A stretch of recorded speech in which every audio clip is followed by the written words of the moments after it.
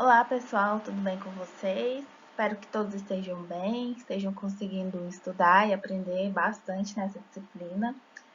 E hoje vai ser nossa última aula, antes da apresentação dos seminários. Então eu vou passar para vocês um pouquinho sobre os micronutrientes no solo, vou falar as particularidades de cada um dos micronutrientes, quais os fatores que afetam a disponibilidade de cada um deles no solo, qual é a forma que ocorre o contato com as raízes. Então, de maneira bem geral, acredito que essa aula não vai ser muito longa, espero que não, mas espero que vocês consigam aprender mais um pouquinho ou relembrar alguns conceitos que eu vou passar para vocês hoje. E na parte da tarde, de maneira síncrona, o professor Hilner vai mostrar para vocês o, os micronutrientes, mas agora na planta.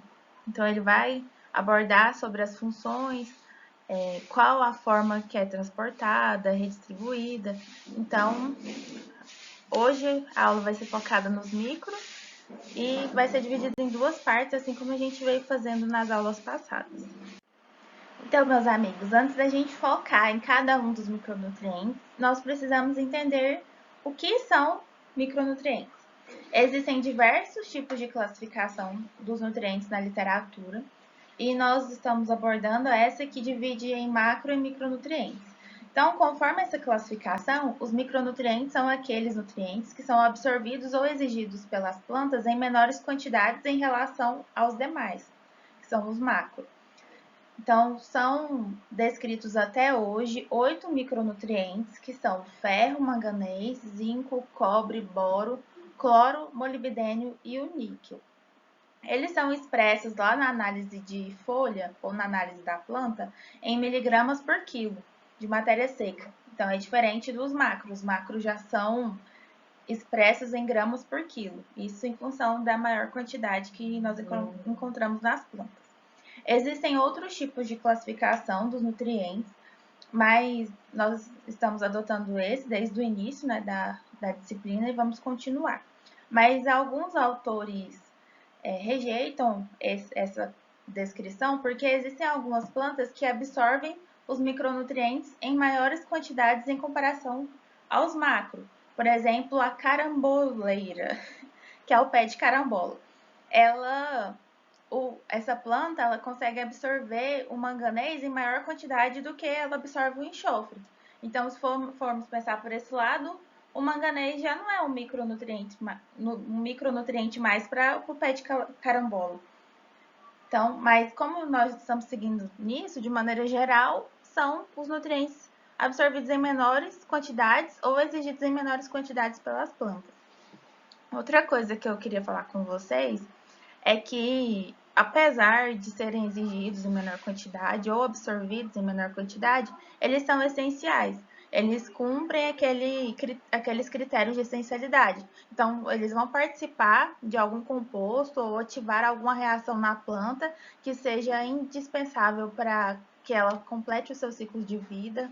Ele não vai ser substituído na planta por nenhum outro nutriente, então eles são considerados nutrientes, apesar de, em algumas plantas, serem exigidos em menores quantidades. Os micronutrientes são essenciais para as plantas, né, para os cultivos de maneira geral, mas também para os seres humanos, para os animais também de maneira geral. Existem muitos estudos que focam na biofortificação de alguns alimentos, por exemplo, feijão com maior teor de zinco. O zinco, né, é um micronutriente que ele é essencial para o desenvolvimento dos animais também. E a deficiência desses micronutrientes nos alimentos provocam danos à nossa saúde e danos à produtividade das culturas. Logo, com o aumento da população mundial, com o aumento da necessidade de alimentos para consumo, é necessário aumentar também a qualidade dos produtos que nós, como agrônomos, ajudamos a produzir, que os agricultores produzem. E uma forma de melhorar a qualidade e aumentar a produtividade é focar nos micronutrientes, que muitas vezes são esquecidos na hora da análise do solo. Então, o produtor coloca lá o NPK e pronto. Os micro que se lasque, né? Porque são necessárias tão pequenas quantidades que às vezes os sintomas de deficiência nem aparecem na planta, aqueles sintomas ocultos de deficiência. As plantas não expressam seu potencial produtivo por conta disso, mas o produtor nem tá nem aí, o agrônomo também nem foca muito nisso, por conta da quantidade tão pequena que é necessária adubar. Enquanto a gente aduba aí com 80, 100 quilos por hectare de potássio, nós vamos adubar com 1 quilo de cobre, por exemplo, por hectare. Então a diferença é muito grande, mas por isso mesmo que temos que focar nisso. Porque utilizando os micronutrientes de maneira correta e respeitando a necessidade da cultura, nós conseguimos aumentar a produção. E esse aumento dessa produção, muitas vezes, vão remover esses nutrientes do solo, então deve ser reposto ao decorrer do tempo. E o uso de fertilizantes mais concentrados, como o NPK, não vem com os micronutrientes juntos, então não conseguimos repor esses nutrientes no solo de maneira adequada e vai só reduzindo o estoque dos micronutrientes no solo, aumentando a deficiência das plantas. Então, no final, a gente vai consumir o produto com baixa qualidade porque não teve o cuidado devido na hora de fazer a adubação, na hora de escolher o adubo que se iria utilizar nas culturas, né? E a aplicação dos micronutrientes vai aumentar as respostas das culturas, porque as culturas necessitam dos micronutrientes, assim como dos macros. Então, vai aumentar a produção e vai melhorar a qualidade do produto que a gente vai consumir na nossa casa. E temos uma ordem decrescente, então é uma ordem geral, como eu já disse para vocês, estamos generalizando algumas coisas, porque senão a gente tem que focar em cultura por cultura, mas de modo geral, a ordem de extração desses micronutrientes do solo segue assim. O primeiro, mais extraído, é o cloro, seguido do ferro, do manganês, do zinco, do boro, do cobre e do molibdênio. Então, a ordem geral é essa. Existem algumas plantas que vão extrair mais um ou outro elemento, mas de maneira geral é assim. E o que a gente pode observar aqui nesse esqueminha é que o cloro está em primeiro lugar. E vamos ver mais para frente que o cloro é o micronutriente o qual ocorre a maior adubação no solo. O produtor nem tá se ligando que ele está adubando com cloro. Lá na análise de solo ele nem faz a análise para detectar o teor de cloro, mas na hora que ele está adubando com potássio, ele joga o KCl, que é o cloreto de potássio, que tem altas concentrações de cloro. Às vezes ele nem tá sabendo que ele tá jogando esse cloro todo lá, mas ele tá adubando com cloro. Então, se a gente for pensar de modo mais geral, o cloro é o micronutriente que é utilizado em maior quantidade na agricultura, mas de maneira indireta. Os micronutrientes, o qual ocorre maior adubação, assim, consciente do produtor, que ele vai lá e compra o adubo e aplica, atualmente é o zinco e o boro, porque eles são muito importantes aí para o desenvolvimento o boro, por exemplo, para o desenvolvimento lá do grão de pólen, e vocês vão ver lá com o Hilner na hora que ele for falar sobre as funções do boro na planta. E se a planta tiver com deficiência de boro, ela não vai ter grão de pólen suficiente para polinizar as flores, e no final das contas ele não vai ter o produto final lá, ele não vai ter o grão, ele não vai ter a fruta, porque o teor de boro foi prejudicial, foi menor do que era o necessário. O zinco é muito utilizado lá na cultura de grãos, principalmente no milho. E o ferro está em segundo lugar como mais extraído, mas a gente viu que ele é o nutriente, o micronutriente mais abundante no solo. Principalmente aqui nos solos intemperizados, nos solos tropicais e subtropicais, devido à liberação do ferro, como nós vimos em algumas aulas anteriores, pelo intemperismo dos materiais de argila, por exemplo, lá na hora do intemperismo do tetraedro e do octaedro lá dos minerais de argila, dos colóides do solo. E isso faz com que seja liberado ferro, e o ferro é um dos micronutrientes mais disponíveis nos solos brasileiros. Vamos iniciar então falando um pouquinho sobre o boro. Eu coloquei assim B de boro porque muita gente escreve BO e não é. A gente confunde mesmo porque o zinco é Zn, o manganês é Mn, o cobre é Cu, mas o boro é só o Bzinho, tá, gente? Aqui a gente tem aquele quadrinho falando sobre a concentração dos nutrientes na matéria seca do vegetal e como eu falei para vocês, os micronutrientes são encontrados em menor quantidade. Então, se somarmos todos os micronutrientes, vai ter 0,5% na matéria seca do vegetal, de maneira geral. E aí, se a gente for observar aqui, ó, só o magnésio, o fósforo e o enxofre vai ter quantidades menores do que a soma desses micronutrientes. Mas isso nos mostra quão pequena é a quantidade necessária para o desenvolvimento da planta. Então, não faz nenhum sentido o produtor deixar ele de lado, porque é tão pouquinho que precisa. Se ele colocar a quantidade certa, o ideal, ele vai conseguir um aumento de produção e vai conseguir uma maior lucratividade, né, no final das contas, que é isso que o produtor quer. Os fatores que afetam a disponibilidade de boro no solo são principalmente relacionados ao teor de matéria orgânica. O baixo teor de matéria orgânica no solo promove a deficiência do boro. Isso porque a matéria orgânica é a principal fonte de boro para os solos de maneira geral. O boro não vai estar lá presente pelo intemperismo do material de origem, nada disso. O boro vai estar presente lá na matéria orgânica e sua baixa taxa de mineralização também influencia na disponibilidade dele para as plantas. Se tiver uma alta concentração de material vegetal lá no solo, material orgânico sem decomposição, o boro não vai ser disponibilizado. Precisa ocorrer uma mineralização. Então, se não tiver umidade e temperatura suficiente, vai ser um fator preponderante para que ocorra a deficiência do boro no solo. Outro fator também é a lixiviação. O boro é facilmente lixiviável, principalmente em solos arenosos. Logo, se a matéria orgânica foi mineralizada, disponibilizou o boro está lá na solução do solo e ocorre uma chuva, uma alta pluviosidade no dia e com alta intensidade, então um rápido volume e um curto período de tempo, esse boro vai ser lixiviado, então vai lá para as camadas mais profundas do solo, a raiz não vai conseguir absorver, ele vai chegar lá no lençol freático e vai ser perdido do solo.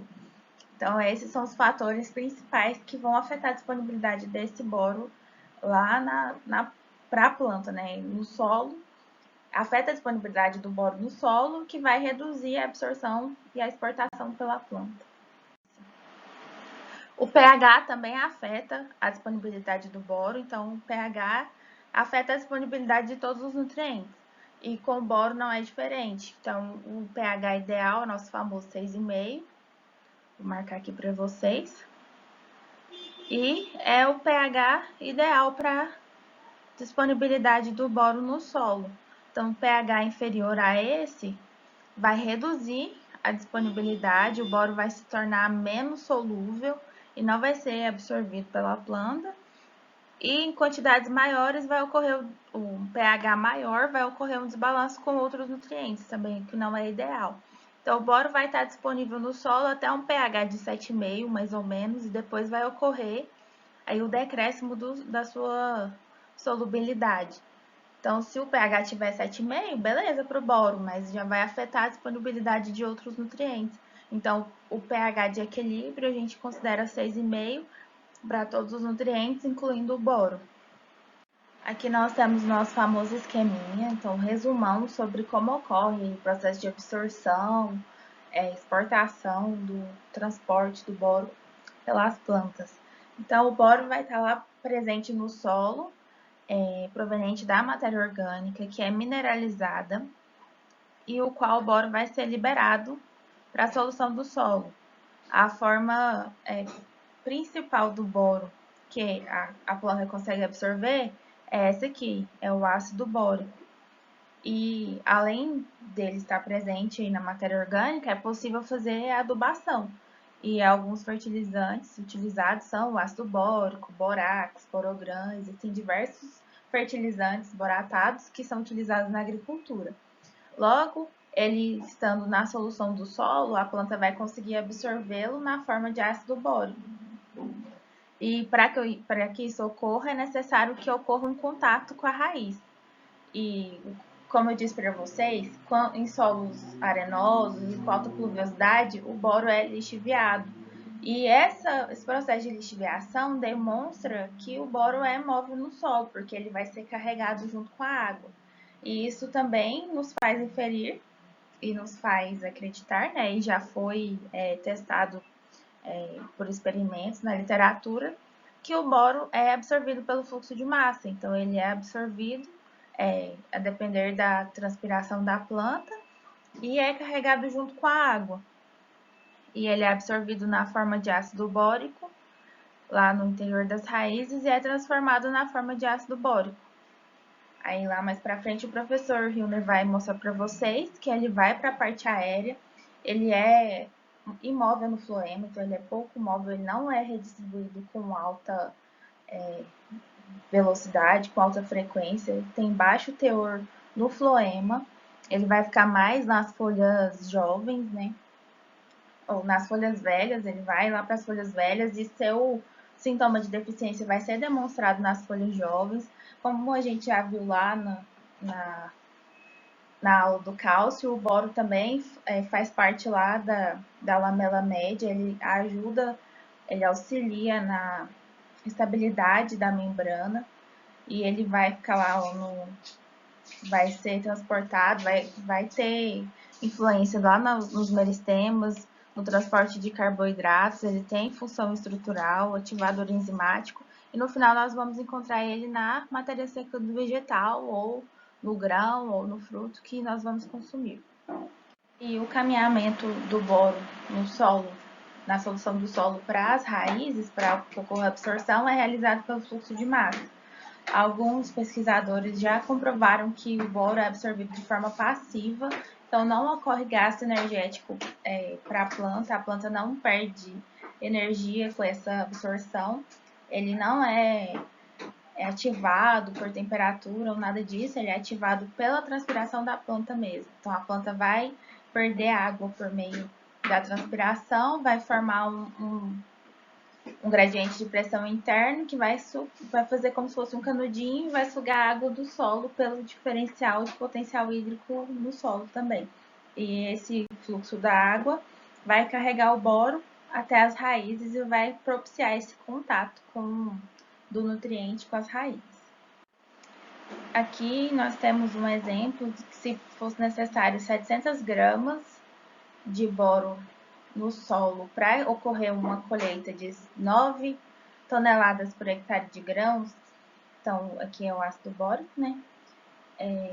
700 gramas seria absorvido pelo fluxo de massa. Então, seria absorvido pelo transporte do boro junto com a água.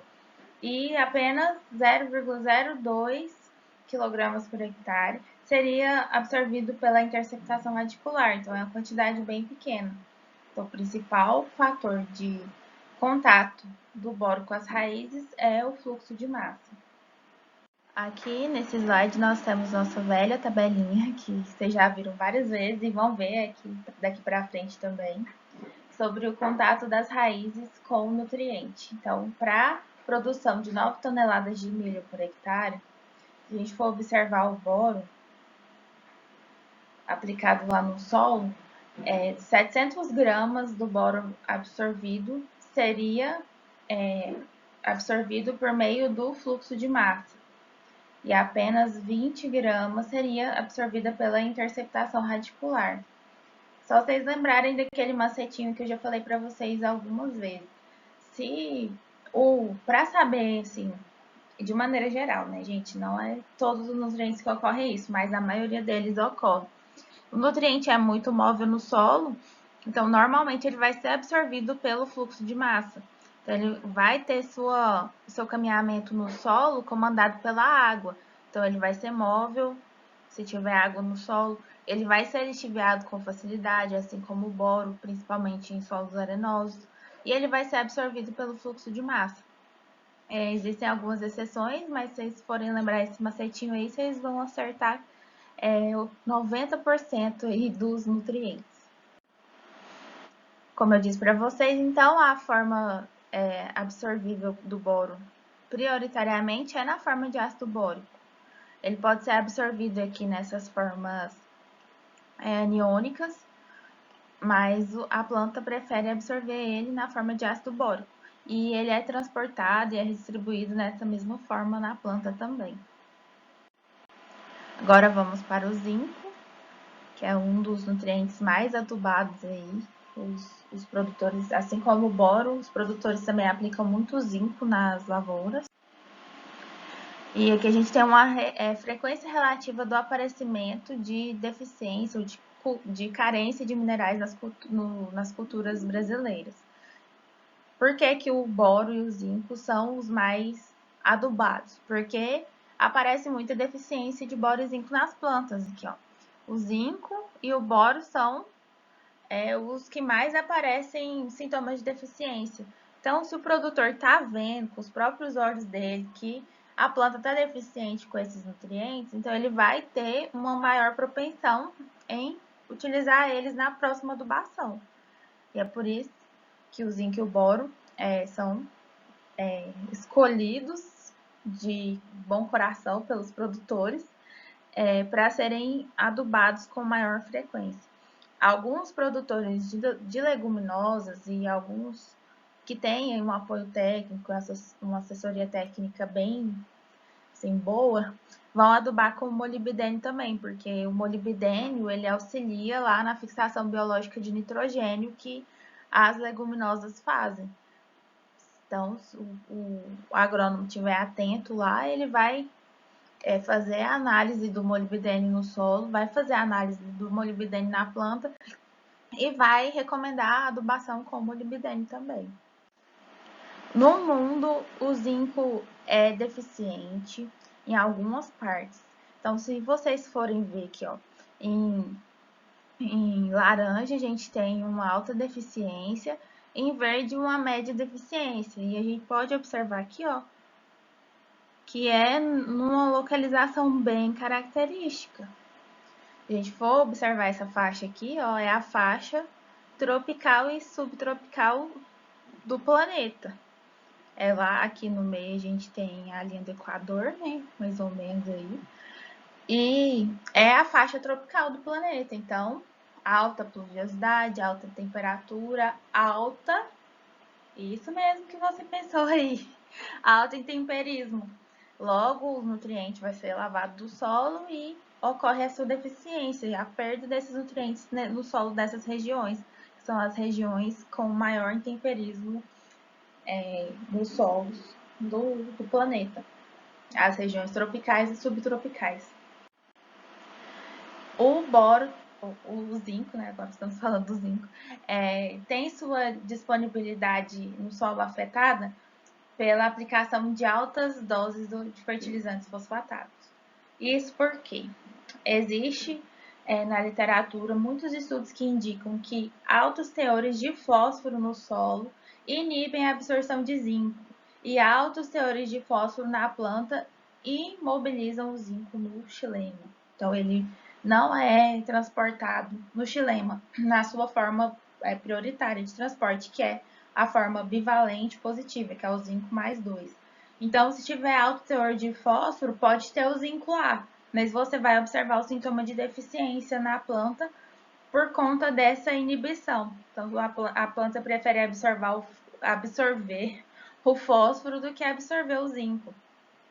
Alto teor de matéria orgânica também pode ser um fator de indisponibilidade do zinco, porque o zinco vai ficar fixado nessa matéria orgânica, ele não vai ser liberado no solo, não vai ficar na solução do solo, ele vai formar um complexo com a matéria orgânica que não é absorvível pela planta.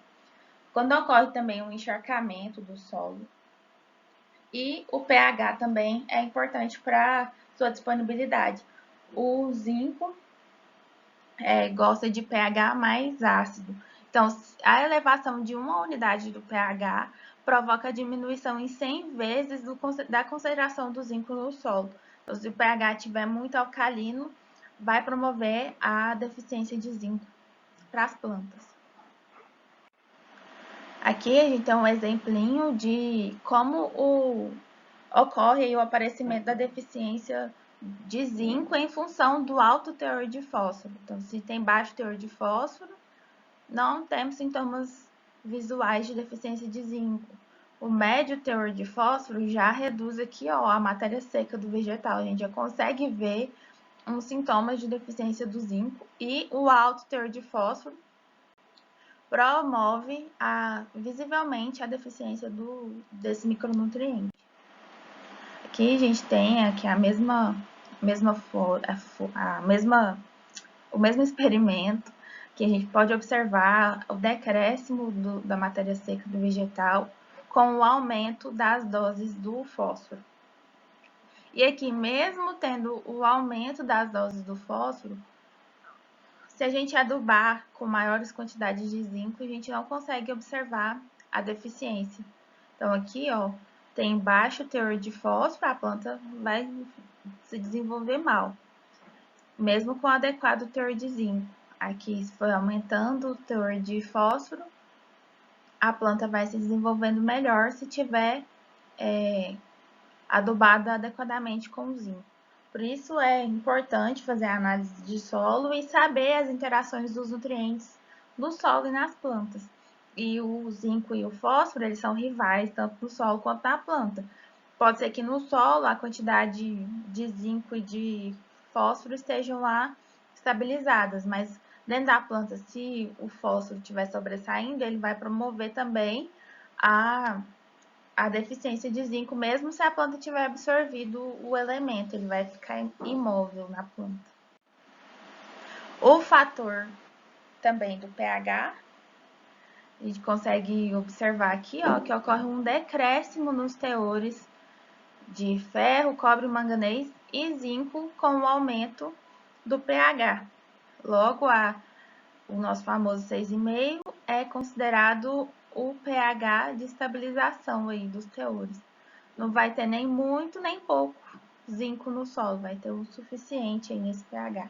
E se cada vez que for aumentando, uma unidade de pH que aumenta, reduz em 100 vezes o teor de zinco no solo. Existem alguns fatores que podem beneficiar a absorção de alguns nutrientes. A gente já viu lá no nitrogênio que as leguminosas fazem a fixação biológica do nitrogênio, se associando simbioticamente com bactérias do gênero Rhizóbio, por exemplo, que fixam, né, que pegam o nitrogênio atmosférico e fixam nas raízes. Para o zinco, para o fósforo e para o cobre, existem as micorrizas, que é uma associação dos fungos com as raízes, e essa associação promove um aumento na superfície de contato das raízes e promove uma maior absorção de nutrientes e de água. Então, as raízes vão ficar mais espessas, vão ter maior eficiência na absorção de água e de alguns nutrientes.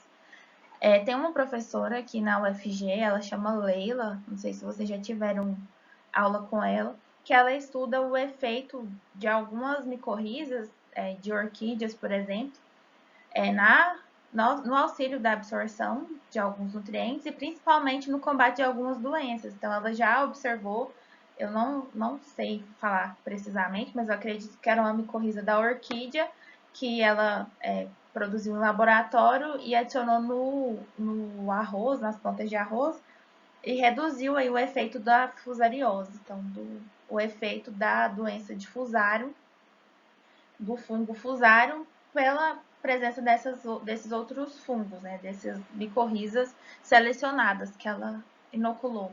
Então, é possível fazer inoculação com algumas micorrizas.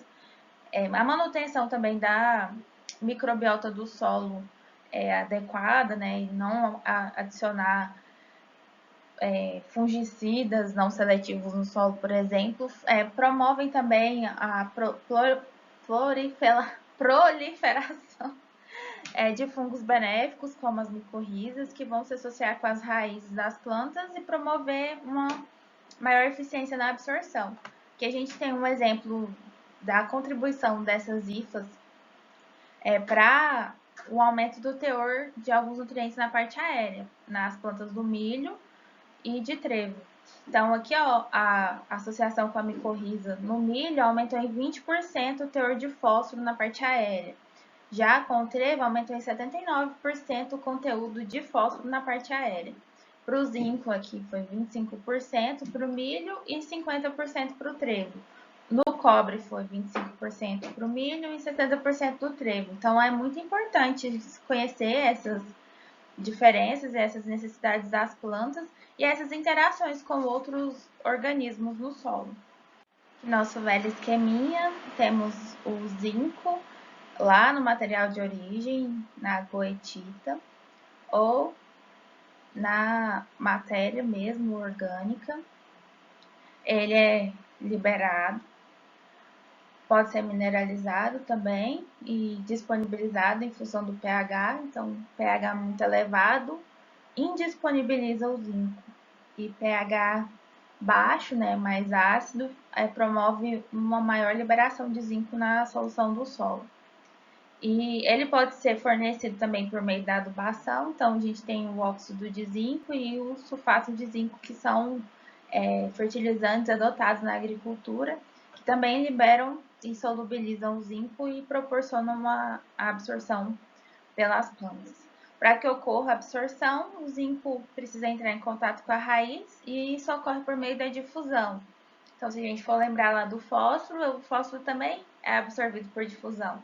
Então, aí já podemos ver que essa competição entre o zinco e o fósforo já ocorre lá no solo, né?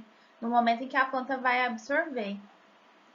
A planta absorve o zinco na forma de valente positiva, então ele é um micronutriente catiônico e ele é liberado no solo também nessa forma e transportado dessa forma pelas plantas. Então, na parte aérea lá, o zinco vai ser pouco móvel na planta, então ele vai se fixar lá nas folhas velhas, vai ter uma redistribuição pelo floema mais reduzida e vai lá para a folha e para o fruto. Dentro da planta, ele faz parte do metabolismo das plantas, ele tem uma importante função na produção do ácido indolacético, que é o AIA, e ele constitui diversas enzimas e ativa também diversas enzimas. E no final nós vamos ter o zinco no nosso produto final. Então existe aí a fortificação de alimentos, principalmente o feijão, existem diversos estudos visando aumentar o teor de zinco no feijão. Então eles, por meio do melhoramento genético, produzem cultivares que absorvem mais zinco e essas cultivares também vão redistribuir mais esse zinco dentro da planta, levando o zinco lá pro grão, para a semente, né? E a gente vai consumir maior teor de zinco, que é importante também para o nosso desenvolvimento e para a nossa saúde. O contato ocorre depende do gradiente de concentração desse elemento próximo das raízes, então ocorre por meio da difusão. Aqui para o milho, a gente tem a nossa tabelinha velha de guerra, e a gente tem a exigência de 9 toneladas por hectare, né, para a produção de 9 toneladas por hectare de milho. E se tiver 300 gramas de zinco no solo, eu estou tampando aqui, mas 100 gramas vai ser absorvido por fluxo de massa, 100 gramas por difusão e 100 gramas por interceptação radicular. Isso para a cultura do milho. Então, todos os processos aqui de absorção para o zinco são importantes. Falei que ele é absorvido por difusão lá, mas de maneira geral. Então, a maioria das plantas absorvem prioritariamente por difusão. Aqui no milho, a gente já tem uma divisão maior dessa absorção. Ele é absorvido na sua forma de valente, então ele é um nutriente que é encontrado no solo de maneira catiônica, ele vai ser absorvido, transportado e redistribuído da mesma forma que ele é encontrado no solo.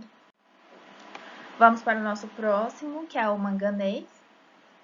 Não confunda com magnésio, eu já quase falei magnésio lá no início também, porque é bem parecida a palavra, mas são nutrientes diferentes. Existem diversos fatores que vão afetar a disponibilidade de manganês no solo.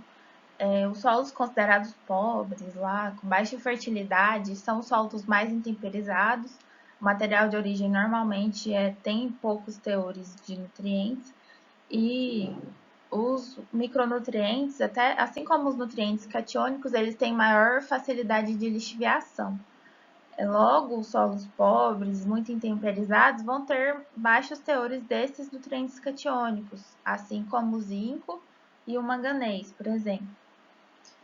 O teor de matéria orgânica também é importante para a disponibilização do manganês.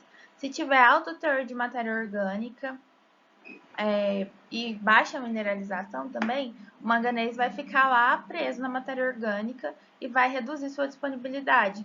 Logo, se essa matéria orgânica for mineralizada, com o passar do tempo, vai sendo liberados os nutrientes e o manganês vai ser liberado também. O potencial de oxidorredução do solo, esse é muito importante. Isso porque nós vamos ver no próximo slide que o manganês é absorvido na sua forma divalente positiva, mas ele é encontrado no solo na forma de manganês mais 4, manganês mais 3, que não é absorvível pela planta. Logo, se tiver altos teores de manganês no solo, como normalmente ocorre, a gente tem alguns locais com altos teores de manganês, mas normalmente a gente não consegue observar os sintomas de excesso de manganês nas plantas pela absorção dessa alta quantidade de manganês presente no solo. Isso porque normalmente os solos têm baixo potencial de oxidorredução. Então, o manganês vai ter em grande quantidade, mas na sua forma é pouco absorvível pela planta. E por isso que a gente viu naquela aula lá que eu falei sobre a acidez do solo, e a gente falou um pouquinho de ferro, manganês e alumínio. Eu falei para vocês que os sintomas de excesso de manganês são um pouco visíveis por causa disso, porque os solos normalmente têm baixo poder de oxidorredução. Os solos encharcados, que tem água lá no solo, muita água no solo, vão ter alto poder de redução. Então, vai reduzir o manganês mais 4 para manganês mais 2 e vai liberar muito manganês, assim como ocorre com o ferro também. Vai tornar esse manganês solúvel e as plantas vão absorver mais. Então, é um problema lá no cultivo de arroz irrigado, arroz encharcado. E o equilíbrio com outros cátions, a gente falou já sobre a interação entre cálcio, magnésio e potássio, que o alto teor de um pode inibir a absorção do outro. Isso ocorre com os elementos catiônicos de forma geral. Então, o ferro, o alto teor de ferro pode reduzir a absorção de manganês, alto teor de cálcio e magnésio pode reduzir a absorção de manganês. E o cálcio e magnésio tem outro fator também que interfere por conta do pH. Então, alta calagem, então vai aumentar o pH, vai reduzir o teor de manganês. Então, a alta calagem vai disponibilizar mais cálcio e magnésio para o solo, vai aumentar o pH e vai reduzir o teor de manganês no solo. Aqui o pH influenciando, assim como o ferro, o cobre e o zinco. O aumento do pH promove a redução do teor de manganês, da solubilidade, da disponibilidade do manganês no solo. Então, considerado como adequado, pH 6,5, porque vai encontrar aqui, ó, numa quantidade intermediária, porque altos teores também dos micronutrientes não são interessantes para as plantas. Pode ocorrer aí os sintomas de excesso, alguns micronutrientes atuam como metais pesados que também prejudicam o desenvolvimento das culturas. Aqui temos o nosso velho esqueminha. O manganês vai estar lá no solo de maneira trocável, principalmente proveniente do material de origem, lá da mineralização dos minerais primários.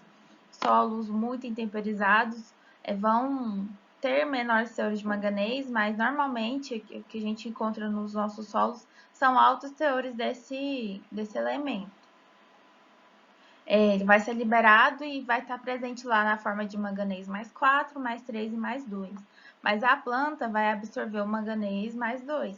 Ele pode ter alta quantidade no solo. Se for mais 3 e mais 4, a planta não vai absorver, pode até ocorrer sintomas de deficiência. Então, por isso que eu disse para vocês, é muito raro a gente ter sintomas de toxidez, de manganês, por conta disso, porque os solos têm baixo poder de óxido-redução. Então, não vão reduzir esse manganês para a forma absorvível pela planta.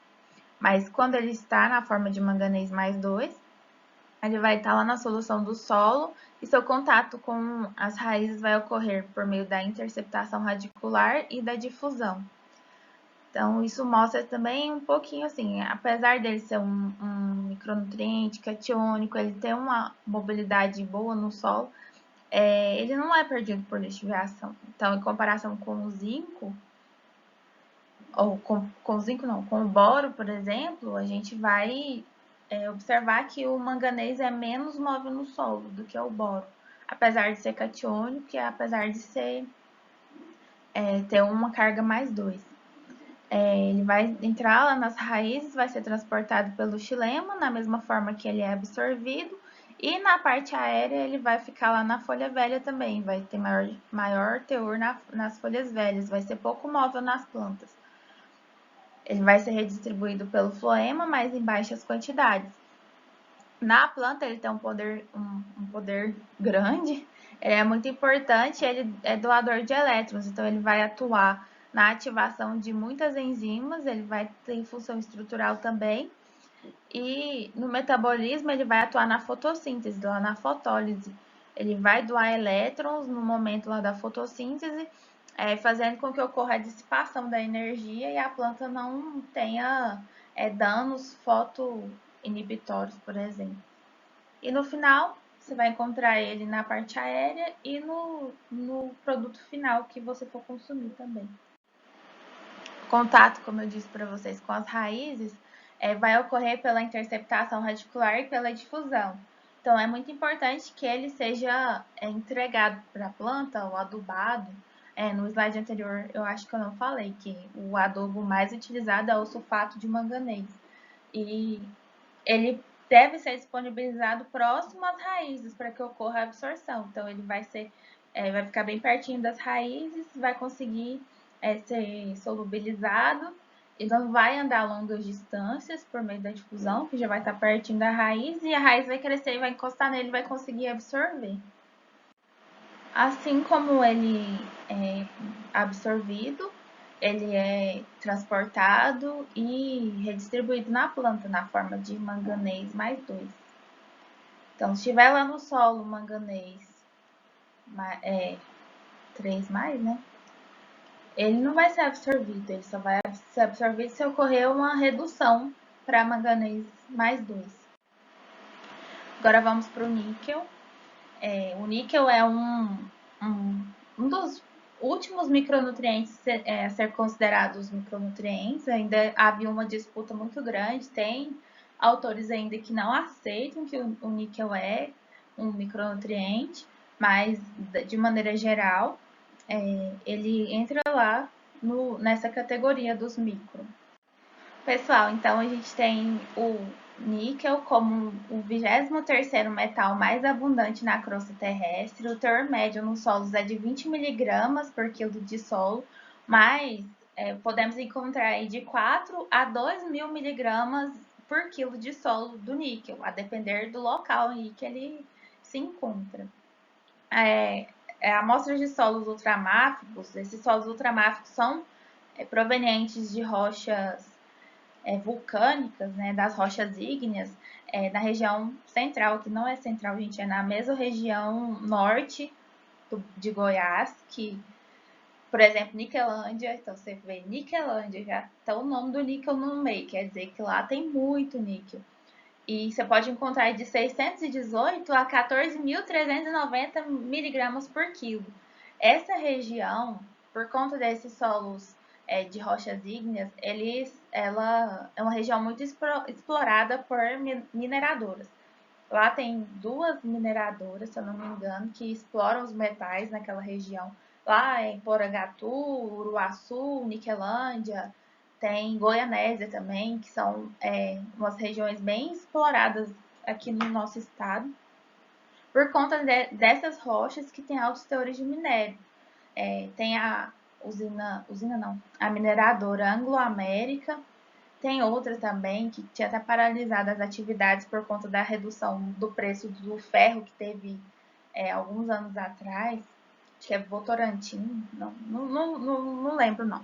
Mas tem algumas mineradoras que exploram aquela região Lá também tem um metal aí muito conhecido, que o nosso presidente gosta muito de falar dele.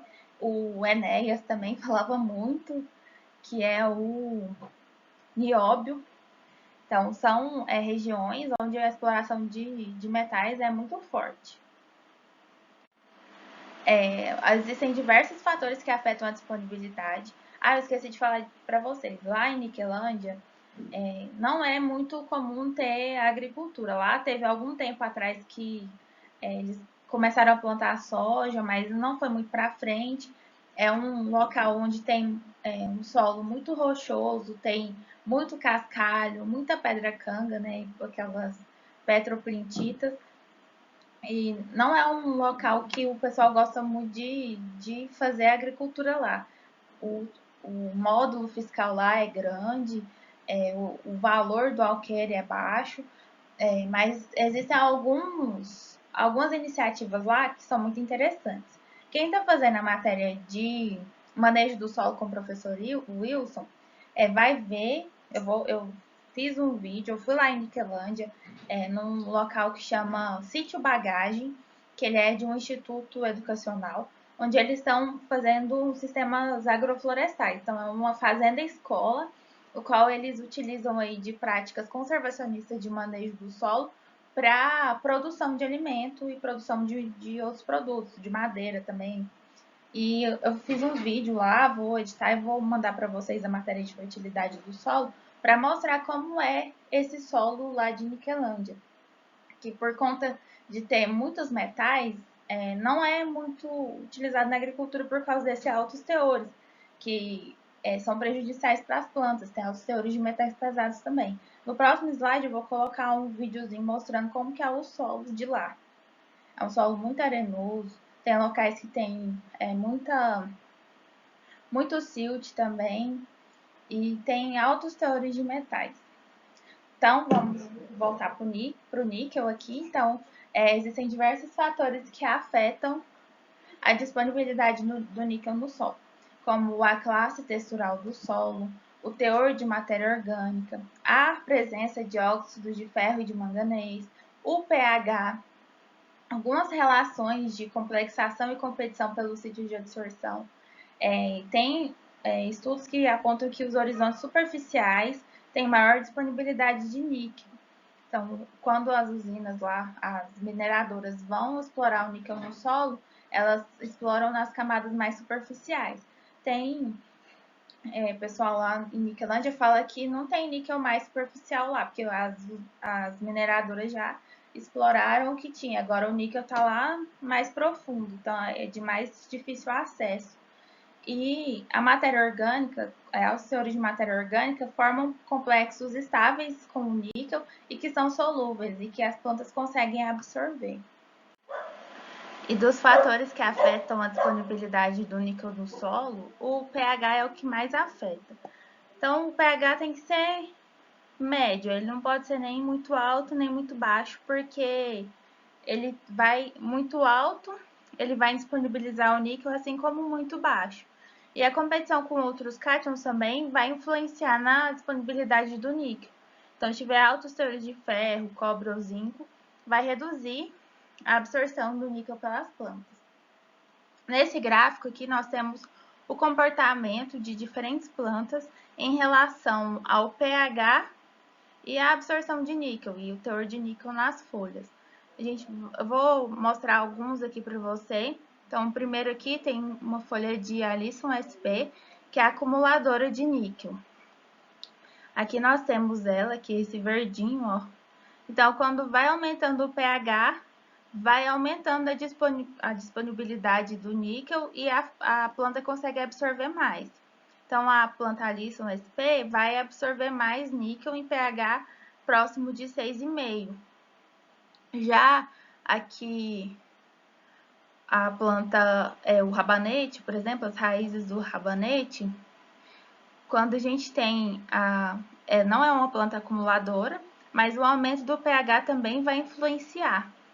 Aqui a gente tem o aumento do pH reduzindo o teor de níquel nas folhas, na produção de alguns grãos. E a cada planta vai ter um comportamento diferente. Mas, de modo geral, o aumento do pH até 6,5 é o adequado para a disponibilidade do níquel e é o que proporciona melhor absorção desse nutriente para as plantas. Então, ele vai ser absorvido na forma de níquel divalente, é um cátion eletricamente positivo, né? E vai ser absorvido também como quelatos orgânicos, com compostos orgânicos. Como eu disse para vocês, o alto teor de matéria orgânica vai promover complexos estáveis com o níquel, que vai fazer com que ele seja absorvido também. Então, matéria orgânica no solo para absorção do níquel é muito bom. O contato do níquel com as raízes ainda não foi elucidado. E normalmente não, alguns autores observaram que o níquel é absorvido por um processo ativo, o qual a planta precisa gastar energia para absorver, e ele vai ter aí alguns carregadores específicos. E ele também vai ser absorvido por difusão, de maneira passiva, mas ainda não tem relatos suficientes para montar esse comportamento do níquel, né, no contato com as raízes. Eu falei para vocês que eu ia mostrar o solo e eu não coloquei. Eu vou colocar agora e vou mostrar para vocês um videozinho que eu fiz lá sobre de como é o solo da região de Niquelândia. Aqui, pessoal, é o vídeo que eu havia falado para vocês. Lá em Niquelândia, do lado direito, tem aqui uma agrofloresta. E do lado esquerdo é a vegetação nativa, é um cerradão bruto mesmo, daqueles das plantas todas retorcidas. Tem muita gramínea nativa também, que é um indicador de que o solo é pobre em fertilidade. Mas a análise desse solo, ele apresentou altos teores de micronutrientes, por conta da formação desse solo, da origem do material de origem, né? São rochas ígneas, são solos pouco intemperizados, eles não são muito profundos. Ali eles furaram uma trincheira, ó, vocês observam a cor do chão aqui, ó, é clarinha.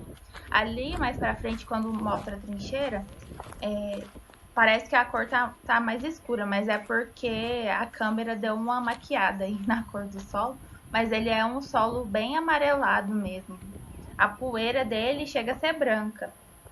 Ele tem muito teor de silt, é um solo aí no início do processo de intemperização, né, de intemperismo, e essas regiões aqui, ó, tem uma camadinha de matéria orgânica, mas pouca matéria orgânica, aqui, ó, o solo claríssimo, e é um solo considerado pobre, mas aqui nessa fazenda eles trabalham com sistemas conservacionistas e eles adubam com matéria orgânica. Então, estão conseguindo colher café. O café eles vão vender a R$ 3.000 a saca por conta de ser um sistema conservacionista e por ser orgânico, né? Então, tem um alto valor agregado e uma área pequena. Eles plantaram inicialmente 2 hectares, vão expandir para mais 2 hectares e estão conseguindo alta rentabilidade num local em que é considerado pobre em fertilidade. Tem baixo teor dos macronutrientes no solo, mas os micros têm alto teor. Tem alguns micros que têm teores muito elevados, além do que é necessário para o desenvolvimento da planta, mas o manejo que eles estão fazendo no solo está sendo proveitoso, está sendo viável. Essa trincheira que eles estão abrindo para montar um tanque de peixes, e eles vão utilizar os resíduos, né, o esterco do peixe, vai bombear para o sistema de irrigação e vai fazer a fertirrigação da área com esse esterco. Eles já utilizam o esterco suíno, bovino, e eles também têm produção de poedeiras, que quem vai assistir o vídeo aí lá da matéria de manejo do solo vai ver que eles utilizam também cama de frango, então eles produzem o próprio adubo dentro da propriedade, se tornando autossustentáveis, sem a adição de fertilizantes minerais externos. E para dar aula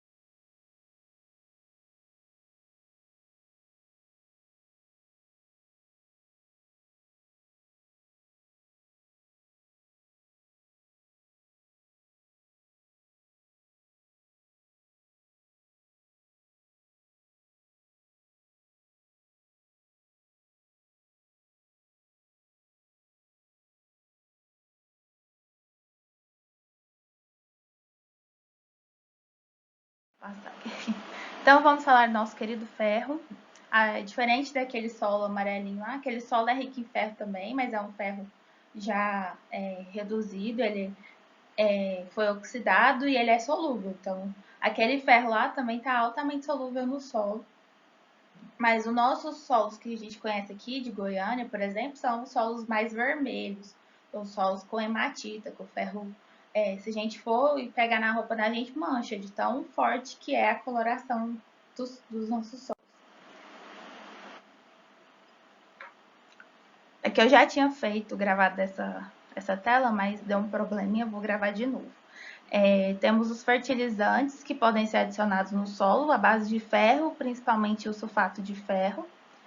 Aí o ferro é disponibilizado no solo pela decomposição da matéria-prima, né, pela mineralização do material de origem, os minerais primários, e ele pode ser na forma de ferro quelatado, ferro mais 3 e ferro mais 2. O ferro mais 3 não é absorvido pela planta. Então, ele tem que ser reduzido para ferro mais 2 para a planta conseguir absorver. O contato do ferro com as raízes ocorre por fluxo de massa e difusão. É absorvido na forma de ferro de valente, mais 2, né? E transportado também nessa forma. Ele vai ficar fixado nas folhas jovens ou nas folhas velhas, e seus sintomas de deficiência vai aparecer na folha jovem. Ele é pouco móvel no floema, então o ferro quelatado, ele não consegue ser transportado com facilidade, mas ele é muito importante para o metabolismo das plantas. Ele atua na biossíntese da clorofila e também faz transporte de elétrons lá no momento da fotossíntese. Ele tem uma importante função como ativador enzimático por conta dessa doação de elétrons também. Existem alguns fatores que vão afetar sua disponibilidade no solo. Então, solos muito pobres, lavados, baixa fertilidade, vão ter baixos teores de ferro. Alto teor de matéria orgânica e alto pH vão reduzir a disponibilidade do ferro. A matéria orgânica vai complexar o ferro e vai tornar ele indisponível para a planta, e o aumento de uma unidade de pH vai reduzir em 1000 vezes o teor de ferro no solo. O encharcamento vai promover a redução do ferro mais 3 para ferro mais 2, aumentando sua solubilidade e aumentando a sua disponibilidade no solo. O ferro é influenciado diretamente pelo pH, então a baixa concentração de ferro vai ser influenciada pelo alto valor do pH. pH alcalino reduz a disponibilidade do ferro. Então, o nosso ideal é o famoso 6,5, que vai ter um teor médio de ferro, não vai ter nem muito ferro disponível, nem pouco ferro disponível. Vai ser o suficiente.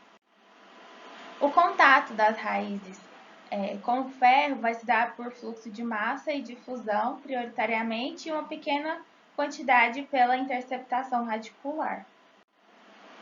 Aqui, ó, o fluxo de massa, se tiver 1.900 toneladas por hectare de ferro, 1.000 vai para a planta do milho, né?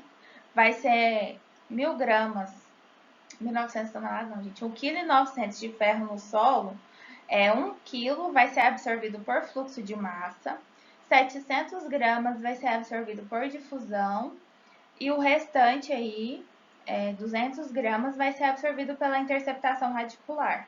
Mas aí é considerado para as demais culturas a difusão e o fluxo de massa como os mais importantes, né, para a absorção do ferro. Assim como para o milho também. Você está vendo que o fluxo de massa aqui, ó, tá ganhando ainda. O ferro quelatizado e o ferro mais 2 são absorvíveis pelas plantas, e altos teores de fósforo, zinco e manganês podem inibir a absorção do ferro por conta desses dois serem catiônicos, e porque o fósforo ele tem uma absorção diferente lá pela planta, né? A planta gasta um pouco de energia para a absorção do fósforo. Então, a planta, aí, se tiver que absorver o ferro ou o fósforo, ela vai preferir absorver o ferro, ou vai preferir absorver o fósforo, na verdade. O molibdênio em elevadas quantidades pode aumentar também a absorção do ferro. Então, eles são parceirinhos aqui, ó. Ferro e molibdênio vão ser absorvidos juntos. Então, eles vão atuar de uma correlação positiva entre a absorção de ferro e de molibdênio. Algumas plantas têm uma estratégia diferente aí para a absorção do ferro. Aqui tem a estratégia 1, que já foi identificada para ervilha, tomate e soja. A rizosfera, a região da rizosfera dessas plantas vão aumentar a acidez do pH. Então, vai reduzir o pH do solo por conta da liberação, da extrusão de H+. Então, aqui a gente tem a região da rizosfera, que vai solubilizar o ferro e o ferro quelatado, e vai quelatar o ferro amalato. Então, tem o ferro mais 3 aqui no solo. A planta vai liberar o H+, pela ação da ATPase, que vai induzir os efluxos fenólicos quelatados e de H+. Então, esse H+, vai entrar no espaço livre aqui da célula e vai sair, vai ser extrusado para a região da rizosfera. Então, o ferro mais 3, que vai estar lá no solo, ele vai se ligar ao hidrogênio e vai formar um ferro hidróxido, que vai ser absorvido pela planta. E esses compostos fenólicos vão quelatar esse ferro, que virou o ferro hidróxido, e vai ser absorvido pela planta também. Então, a planta tem uma estratégia diferente a depender da sua necessidade para absorção do ferro. Aqui tem a mesma coisa, né, para ervilha, tomate e soja. E aqui a gente tem a membrana plasmática, que é o mesmo esqueminha anterior. Tem o citoplasma e a região da rizosfera. Então, nas partículas de solo vai ter o ferro. A planta, por meio da ATPase, vai degradar o ATP, então vai liberar o fósforo, vai transformar em ADP e vai extrusar o H+. E o H+, vai se ligar ao ferro, formando o hidróxido de ferro. Aqui, ó, nessa parte também vai ocorrer um gasto de energia, o qual a planta vai extrusar alguns compostos fenólicos que vão se juntar ao ferro hidróxido e vai formar um quelato de ferro. E vai transformar esse ferro em ferro mais 2, vai oxidar o ferro, né? Reduzir, fazer uma redução oxidativa do ferro, para assim conseguir absorver. Então, a planta é inteligente demais, ela vai ver lá o ferro que está disponível no solo e vai conseguir torná-lo disponível para sua absorção. Aqui, ó, outro exemplo, tem o sideroferro, que a planta também vai liberar na forma de quelato, vai complexar junto com o ferro 3+, e vai tornar ele disponível, vai formar um ferro quelato, que vai ser absorvido no solo independente do pH que tem esse solo. Aqui, novamente, essa atividade vai ser mais efetiva em solos alcalinos, essa liberação do H+ no solo, e não vai ter a redução do ferro mais 3. Nesse caso, ele vai só transformar o ferro em quelato. E essa aqui é uma estratégia utilizada pelas gramíneas, não é igual àquela utilizada pela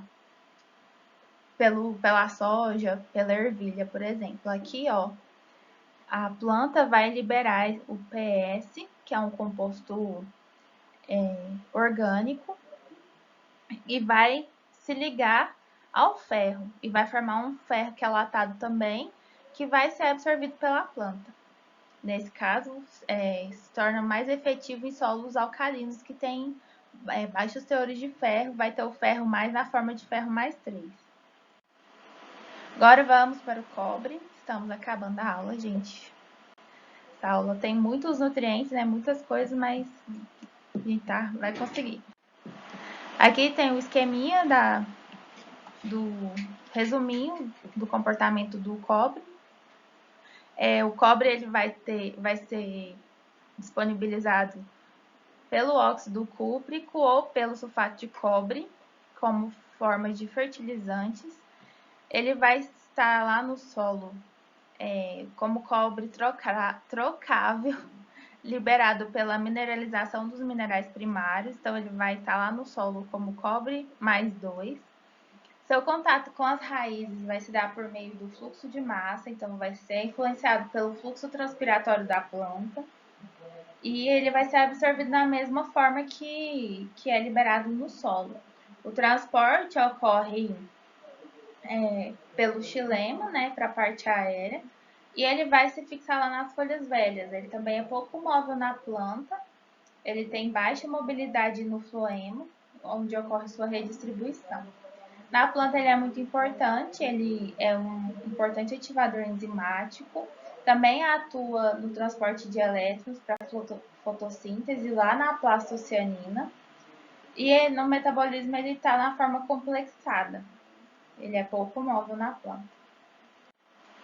Alguns fatores podem afetar sua disponibilidade, principalmente a pobreza dos solos, né? Os solos considerados pobres são pobres em micronutrientes, e o aumento da matéria orgânica e do pH reduzem a disponibilidade do ferro no solo.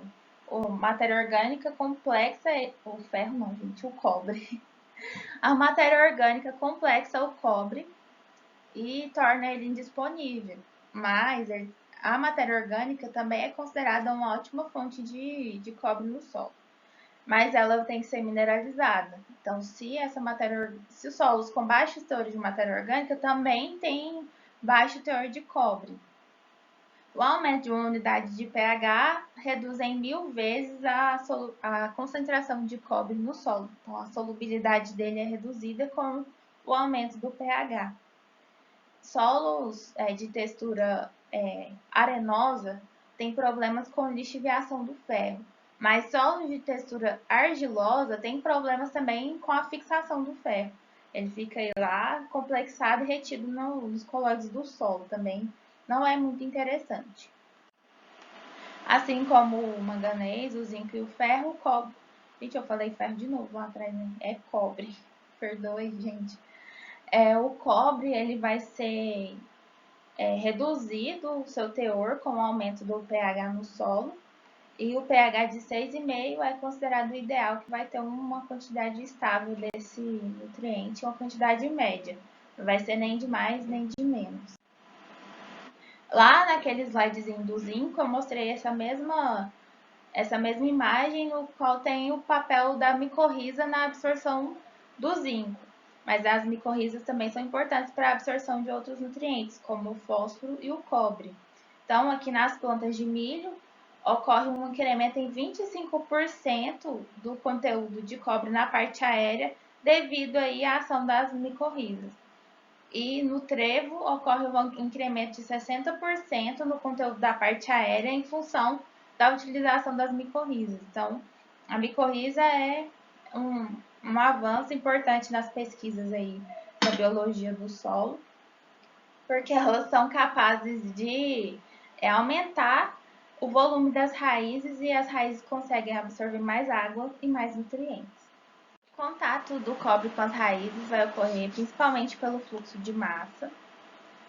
E se tiver lá precisando de 100 gramas no solo para ocorrer uma colheita aí de 9 toneladas de grãos, 0,01 kg desse cobre vai ser absorvido pela interceptação radicular, e aqui é 0,35 kg, então 350 gramas vai ser absorvido pelo fluxo de massa. E o restante vai ser perdido aí por lixiviação ou pela fixação do cobre nos colóides orgânicos ou minerais. Temos aqui uma tabelinha também com a absorção do cobre pela cultura do milho para a produção de 9 toneladas por hectare de milho. 400 gramas do cobre, 400 gramas do cobre no solo vai ser absorvido por fluxo de massa e 10 gramas pela interceptação radicular. Então, o fluxo de massa é a forma de contato mais importante que tem do cobre com as raízes. O cobre, ele vai ser absorvido na forma de cobre mais 2, então o cobre divalente. Ele também é absorvido na forma de cobre quelatizado.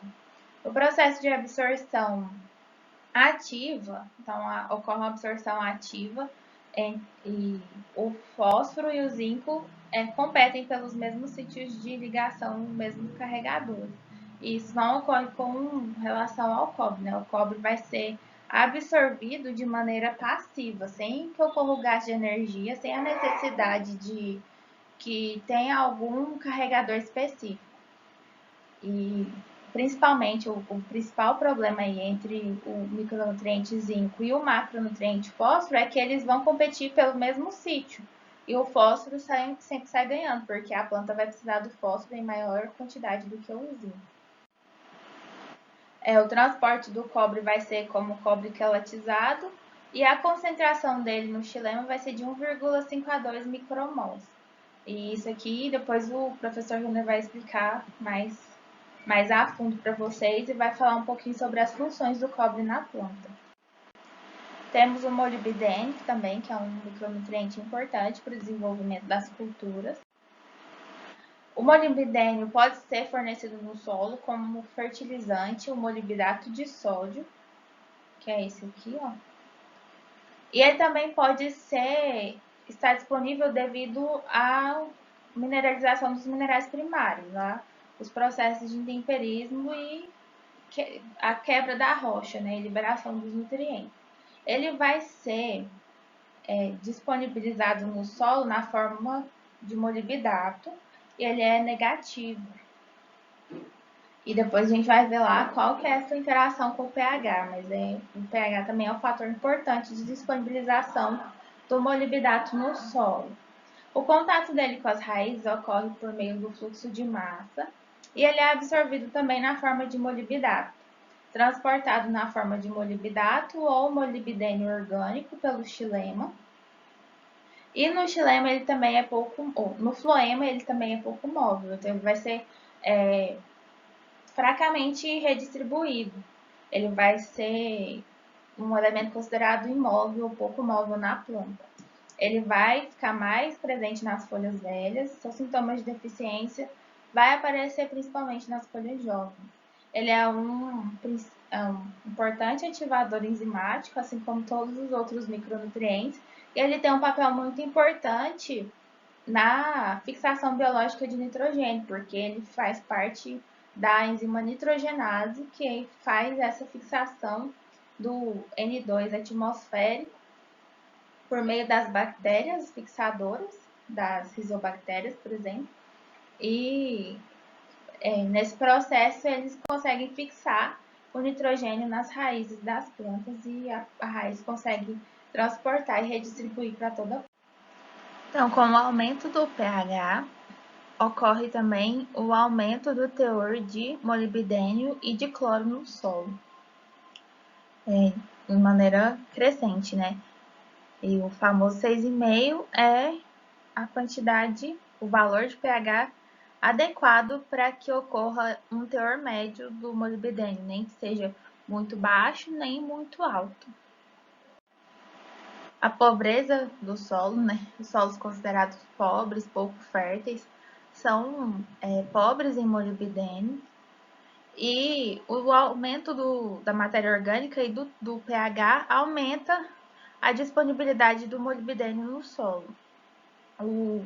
A matéria orgânica forma complexos com molibdênio e depois vai sendo mineralizada e libera tanto o molibdênio presente nos compostos orgânicos, tanto o molibdênio que ficou lá complexado na matéria orgânica.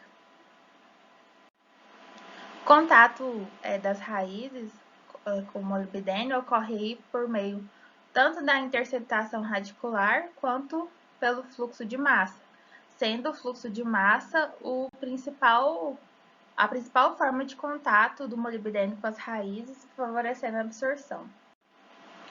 Aqui tem o esqueminha do fluxo de massa, né, que é a água carrega os nutrientes e é mediado pelo fluxo transpiratório da própria planta.